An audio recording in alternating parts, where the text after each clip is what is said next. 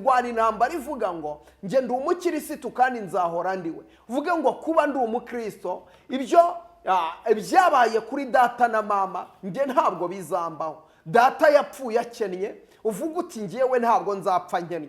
Data yapfuye akenyutse, uvuge ngo njye ntabwo nzapfa nkenyutse. Data yapfuye ari umutindi, uvuge ngo njye ntabwo nzapfa ndi umutindi. Imbere yawe ushyireho bariyeri, ubwire Satani, umubwire uti umva Satani we, njyewe ntabwo nzapfa gutyo, ibyo uko ushaka ko nzapfa ntabwo ariko nzapfa. Ubwire abarozi barimo bakuroga, ubabwire uti nimwumve njye ndi umwana w'Imana.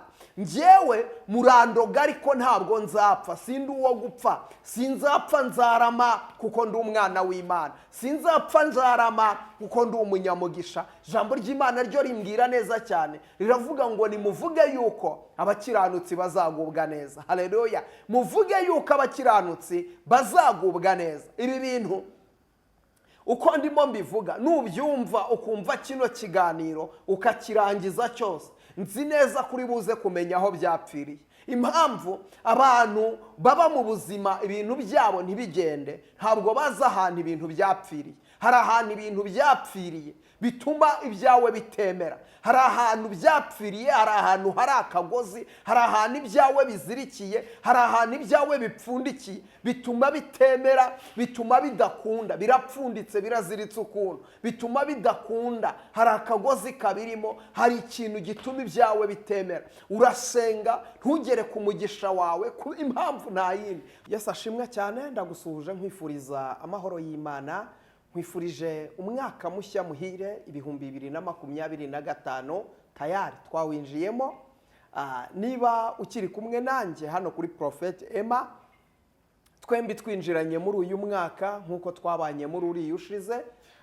Mfasha duhereze Imana icyubahiro, ni amashimwe akomeye cyane. Uyu munsi rero ndaje, hari ibintu nje ngo tuganire, dukwiriye gutangirana uyu mwaka dusengera kandi dusenya. Hari imbaraga tukwiriye gusenya zikarekura ubuzima bwawe, zikakuvaho burundu. Izi mbaraga zikaguhunga, zikakurekura mu izina rya Yesu, zikarekura ubuzima bwawe.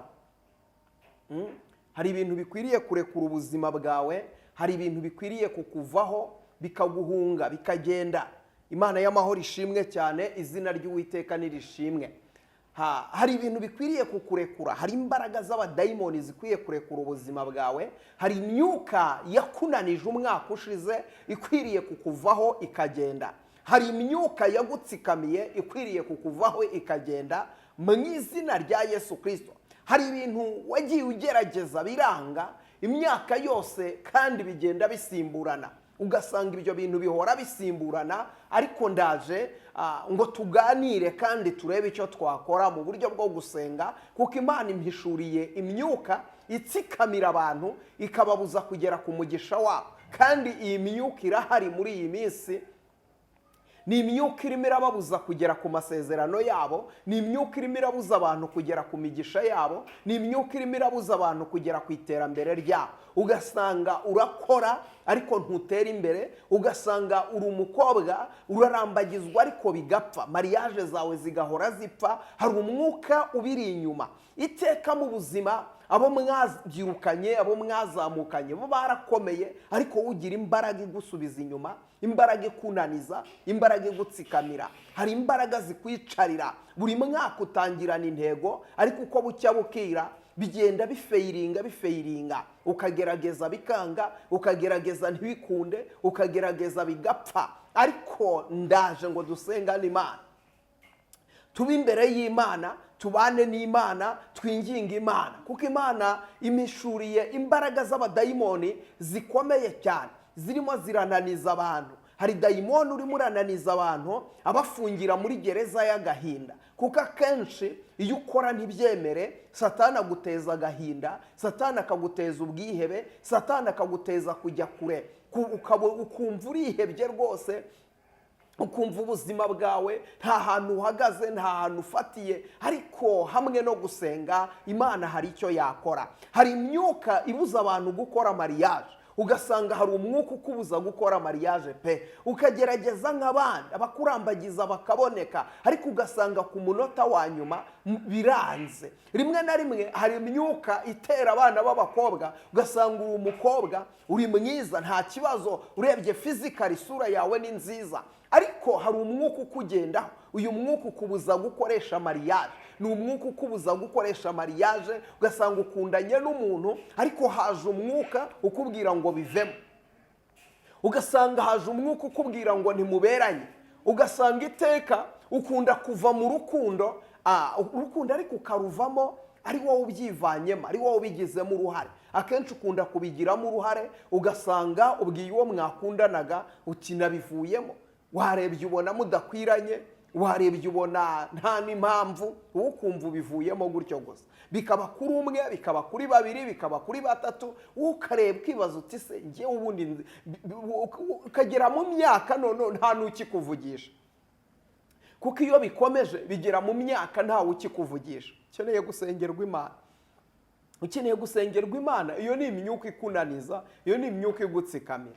Cyangwa se ugasanga hari umwuka kandi ugasanga ni ibintu bihora byisubiramo, ugasanga abantu murakundana ariko mugapanga imishinga, mugapanga no kubana, mugapanga no kugira ngo muzagere ku kintu cyiza, ariko byagera hagati ntumenye uko bigenze, ntumenye uko bigenze, ukabona aragiye rwose. Bikaba kuri umwe, bikaba kuri babiri, mugapanga ndetse bagapanga no kuzafata irembo. Hari n'abagira gutya bakanaguporopoza, mukabaho muri ubwo buzima. Imana yaje kumishurira, inyereka umwuka w'ubusambanyi mushyashya Satani yashyize mu bantu. Uyu mwuka w'ubusambanyi ugasanga uyu munsi uri umurokore, urasenga, ariko uri indaya mu buryo utazi, uri indaya mu buryo utazi. Ibintu byateye byo gukundana n'abantu, kumva ko uwo mukundanye, niba mukundanye mwaba mutari mwana abantu, kumva ko mukwiriye kuryamana. Rero Satani agukoresha uburaya ariko nawe mu buryo utazi, kubera yuko buri kwezi akuzanira fiance mushyashya kandi ukaba uri oburije yo kuryamana nawe. Iteka ukisanga umwaka ushize uryamanye n'abasore batagira umubare, ugasanga mu kwa mbere wari uri kumwe na fiance, mu kwa kabiri ubona undi, mu kwa gatatu ubona undi, mu kwa kane ubona undi, kandi ugiye kureba neza ugasanga umwaka ushize uryamanye hafi n'abasore bagera muri 10. Wabaye indaya mu buryo utazi. Maraya niyo iryamana n'abagabo benshi itazi amazina yabo, itazi aho baturuka, itazi na aderese zabo, aho ngo abikora nk'akazi nibyo bimutunze, ariko wowe nta nubwo wabikoze nk'akazi, ahubwo ni uburetwa Satani yagukoresheje. Ni ukuvuga ngo ni ubusambanyi bushyashya Satani yazanye mu bantu, abuzana mu bantu batabizi, kubera yuko abantu bitwa ko bakundana bahita bumva yuko bakwiriye kuryamana. Mwaryamana rero mugakora ubusambanyi, ugasanga iteka urimo urahora wisanga mu busambanyi bushyashya, ukisangana urakundana n'umuntu mushyashya kandi akakoburija kuryamana nawe. Hari umwuka w'ubusambanyi Satani yashyize ku buzima bwawe. Uyu mwuka we ntuwubona, uyu mwuka ntugaragara, kuko we ngo ubuzi kuri kunezeza abakunzi bawe, ariko nyirizina urimo urangiza ubuzima bwawe, nyirizina urimo urica ubuzima bwawe. Buriya kenshi icyiza ni uko wagakwiriye kuba usenga Imana, ukabwira Imana ikakwereka icyerekezo kandi ikakubohoraho izo mbaraga. Ukeneye kubohoka, izo mbaraga zikava ku buzima bwawe, iyo myuka ikarekura ubuzima bwawe. Hari imyuka ikuboshye idatuma ukoresha mariage, hari imbaraga zikuziritse zidatuma hari ahantu wagera. Izo mbaraga zirakuboshye, izo mbaraga zirakuziritse, izo mbaraga ziri ku buzima bwawe. Ukeneye kwegera Imana kugira ngo Imana igire icyo ikora ku buzima bwawe. Ukeneye kwegera Imana kugira ngo Imana igukorere ibitangaza. Ukeneye kwegera Imana, ukeneye gusengerwa, ukeneye akanwa k'umuhanuzi, ukeneye akanwa k'umutambyi, kugira ngo usengerwe Imana ubashe gukurwaho iyo myuka iboshye ubuzima bwawe. Ntibiri ku bakobwa gusa, biba no ku basore. Ugasanga Satani ahora aguteza icyangiro, ahora yica ibyawe. Ufite ikintu cy'umwuka wica amahirwe ku buzima bwawe. Mu buzima bwawe ntujye ugira ugira amahirwe. Iyo igihe kigeze cyo kugira ngo ibyawe bikunde, uyu mwuka uraza ukabyica neza. Uyu mwuka uraza ukagukuraho inshuti, abantu b'umumaro. Uyu mwuka wabagukuyeho, abantu b'umumaro baragiye, baragutaye. Nta bantu b'umumaro mumarana kabiri. Umuntu wese w'umumaro ku buzima bwawe, Satani amwigizayo.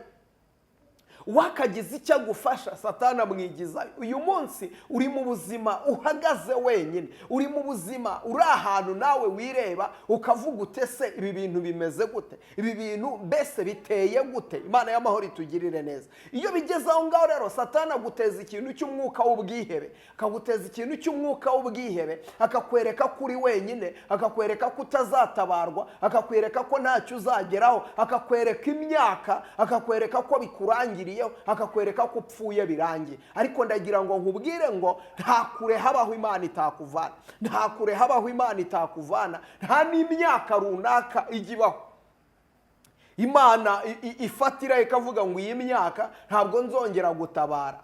Iyi myaka ntayo. Hari Imana iri mu gihugu cyo ntijya ivuga ngo iyi myaka ntabwo nzongera gutabara. Imyaka waba ufite iyo ari yo yose, izera Imana, Imana ibasha gutabara. Ahubwo hari umwuka ugutsikamira udashaka kugera ku mugisha wawe.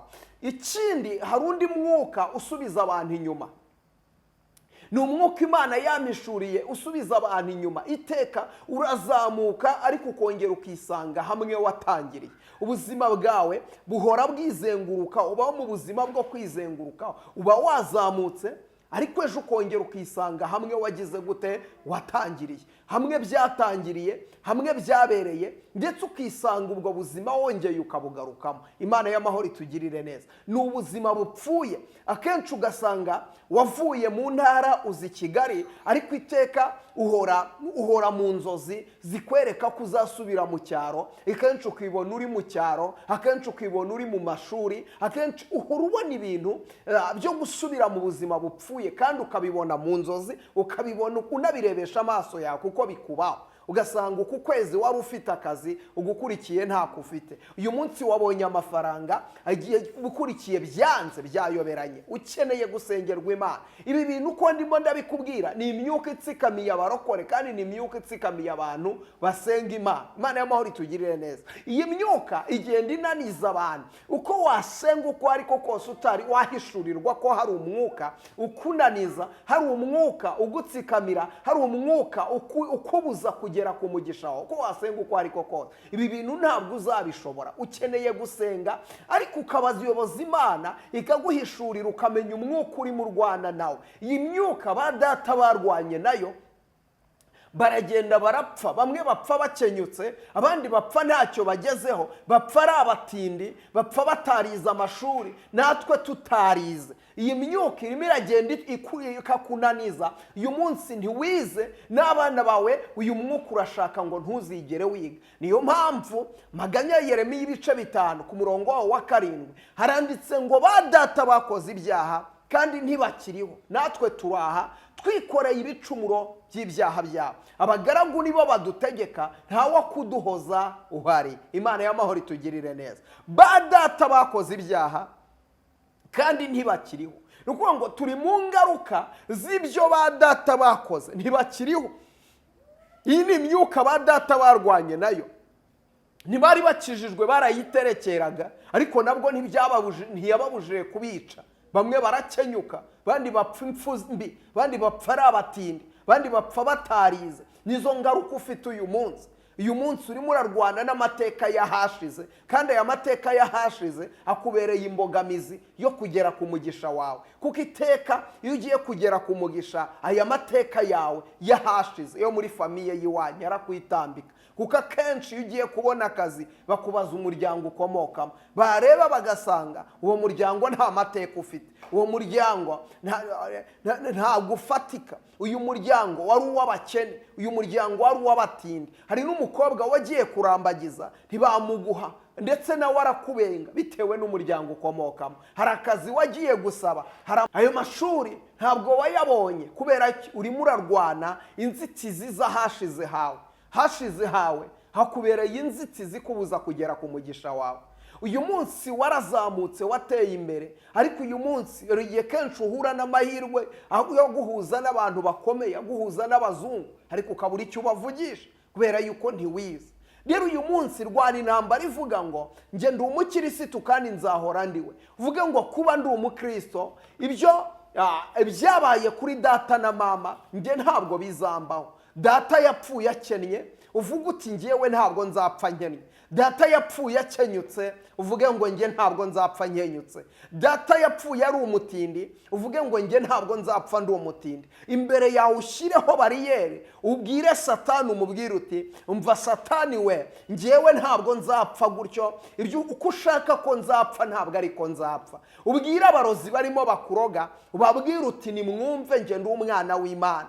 Njyewe murandoga ariko ntabwo nzapfa, sindi uwo gupfa, sinzapfa nzarama kuko ndi umwana w'Imana, sinzapfa nzarama kuko ndi umunyamugisha. Ijambo ry'Imana ryo rimbwira neza cyane, riravuga ngo nimuvuge yuko abakiranutsi bazagubwa neza. Haleluya! Muvuge yuko abakiranutsi bazagubwa neza. Ibi bintu uko ndimo mbivuga, nubyumva ukumva kino kiganiro ukakirangiza cyose, nzi neza kuri buze kumenya aho byapfiriye. Impamvu abantu baba mu buzima ibintu byabo ntibigende, ntabwo baza ahantu ibintu byapfiriye. Hari ahantu ibintu byapfiriye bituma ibyawe bitemera. Hari ahantu byapfiriye, hari ahantu hari akagozi, hari ahantu ibyawe bizirikiye, hari ahantu ibyawe bipfundikiye bituma bitemera, bituma bidakunda, birapfunditse biraziritse ukuntu, bituma bidakunda, hari akagozi kabirimo, hari ikintu gituma ibyawe bitemera.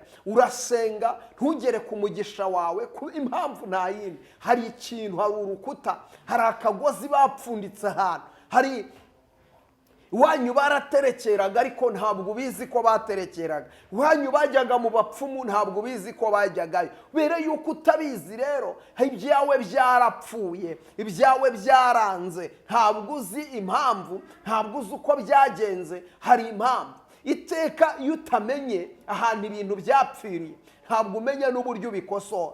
Kugira ngo umenye iyo ujya, ukwiriye kubanza ukamenya iyo uva. Imana y'amahoro itugirire neza. Ntabwo wakira karande utayiyiziho, ukwiriye kubanza ukamenya karande iri kuri wowe. Kandi kugira ngo uyimenye ukeneye kumenya amateka y'iwanyu, ukomokaho, igisekuruza cy'iwanyu ukakimenya, ndetse ukamenya ngo bari bantu ki. Wajya no gusenga ukamenya dayimoni wirukana ku buzima bwawe ni iyihe. Imana y'amahoro itugirire neza. Ukamenya imbaraga urwana nazo ni izihe. Hari ibintu turwana nabyo ariko kubera ko tutabizi bikatunesha, kubera ko tutabizi bikadutsinda, kubera ko tutabizi bikadukubita hasi. Ukeneye kumenya ibi bintu. Hari ibintu turwana nabyo mu buzima busanzwe, ukabona akazi ejo wakavuyeho, ukajya kwiga bikanga, ukajya gucuruza bikanga, ukajya gukoresha mariage bikanga, ukajya mu kazi ukagira icyangiro, abantu bose bakakwanga, muri karitsiye abantu bagakora inama ntibakwemere. Hari ibintu biri kukubaho nawe utazi ngo biraturuka he. Ukeneye kumenya ibi bintu biri kuba ku buzima bwanjye biraturuka he. Ukeneye kumenya aho byaturutse, ukeneye kubimenya impamvu urimo urakubitwa inkoni utazi ahantu zaturutse. Imana y'amahoro itugirire neza. Uyu mwaka rero ndi mu mwuka. Imana y'amahoro yampishuriye ibintu bikomeye, imishurira uburyo bwo gusenga. Ndi mu mwuka wo gusengana n'abantu, ariko mbere ya byose ukeneye kubanza ukamenya aho wakubitiwe, ukeneye kubanza ukamenya aho ibyawe byapfiriye, menya aho bipfira. Rero nukurikirana kino kiganiro, nzi neza ko kiri buze kukwereka aho ibintu byawe byapfiriye. Ni ikiganiro cya mbere nkoze muri uyu mwaka. Imana y'amahoro ibahereza umugisha. Ntabwo nkoze ikiganiro kinini kubw'impamvu z'igihe, ariko nzi neza ko tugiye kujya tubana umunsi ku munsi. Hano ahangaha niho honyine uzabasha gusobanukirwa, ukamenya ibiri kubera ku buzima bwawe. Ukeneye gusobanukirwa, wamara gusobanukirwa ukabona ukarwana, ukeneye kumenya ikintu urwana nacyo gifite imbaraga ki, ikintu urwana nacyo kireshya gute, umusozi urimo urasunika ungana ute, kugira ngo nawe umenye imbaraga ushyiramo. Ukeneye kumenya speed ushyiramo mu gusenga, ukeneye kumenya imbaraga ushyira mu gusenga kugira ngo urwane n'ibyo bintu. Rero ibi bintu bifate ko biri seriye, bifate ko biri seriye. Imana y'amahoro itugirire neza. Ibi bintu byishe ba data, Imana y'amahoro itugirire neza. Ba data barwanye nabyo, ibi bintu bapfa batabirangije. Imana itugirire neza. Kandi kuba usenga ntibikuraho ko wagira karande. Karande kubaho, karande gusa karande ntizakubuza kujya mu ijuru, kuko karande si icyaha, ariko ibyiza gukorera bizatuma utinjira mu bwami. Imana itugirire neza. Ko karande gukoresha ibituma utinjira mu bwami, ariko karande nyirizina ubwayo si icyaha. Imana itugirire neza. Ariko karande igukoresha ibituma utazinjira mu bwami. Riri ibi bintu ukeneye kubimenya, ibi bintu ukeneye kubimenya, ukamenya aho kubitirwa uyu mwaka kugira ngo uzabashe kuba umutsinzi. Menya bino bintu. Imana y'amahoro ikugirire neza. Data, ndagushima kuri Imana igira neza, ngushimiye neza yawe, ngushimiye urukundo rwawe, ngushimiye kurinda kwawe kwiza. Abakumenye bafite amahirwe no ku munsi muba bo ngabo bazakomera. Mana, nkundira ijambo ryawe rigira ububasha. Umuntu wese wumvishije kino kiganiro kigira aho kimuvana, kigira ahandi kimushyira. Nkundira ijambo ryawe rigira imbaraga. Nkundira wari urwaye akiri, wari uboshye abohoke, kandi gukomera kwawe n'imbaraga zawe n'ubutware bwawe biboneke kuri aba bantu bari bankurikiranye. Urakoze Yesu Kristo, amen. Imana y'amahoro iguhe umugisha. Reka nkubwire ngo ibiganiro byacu byo nakagaruka, yari isaha yo kubohoka. Imana y'amahoro ibahereza umugisha. Uyu mwaka nzi neza ko tugiye kubona byinshi byiza hano kuri Prophet Emma. Ugiye kubona ibintu byinshi kandi byiza by'amatwi yawe atigeze yumva, iby'amaso yawe atigeze areba. Ugiye kumenya, ugiye gusobanukirwa imbaraga urwana nazo, kuko uyu mwaka ndumva Imana impaye imbaraga, kandi ndumva Imana impaye ubushobozi bwo kugira ngo tubane kandi dusenye ibicaniro by'abadayimoni mu izina rya Yesu. Reka mbabwire ngo ibiganiro byacu byo nakagaruka. Imana y'amahoro itugire neza.